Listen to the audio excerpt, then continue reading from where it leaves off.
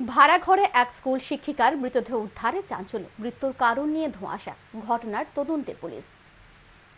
সাবরুমের মনোবনকুল ধাম্মাদীপা স্কুলে কর্মরত ছিলেন স্বপ্না চাকমা। বয়স আনুমানিক ৩৬ বছর।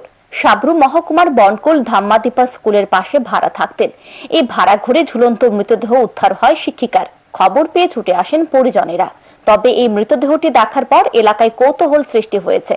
কেননা যেভাবে ঝুলন্ত অবস্থায় নিচ খড়ে মাটিতে মৃতদেহটি পড়ে রয়েছে তা আদৌ আত্মহত্যা কিনা এ নিয়ে প্রশ্ন উঠতে শুরু করেছে।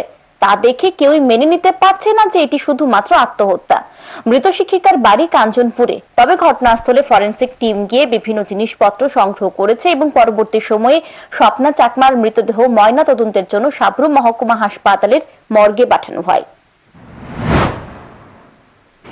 কি করতেন উনি কাজ? এখানে স্কুলে পার্ট টাইম জব করে। আচ্ছা, তো মারা গেলেন কিভাবে উনি?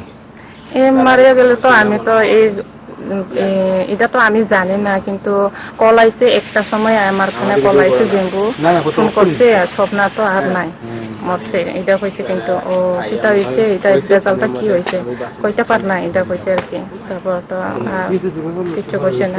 তারপরে আমি সকালে গাড়ি রিজার্ভ করিয়া আইছি আর কি।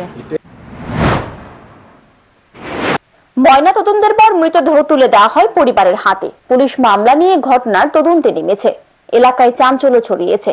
তবে আদৌ এটি আত্মহত্যা নাকি খুন, এ নিয়ে ধোঁয়াশার সৃষ্টি হয়েছে। Bureau report, news today.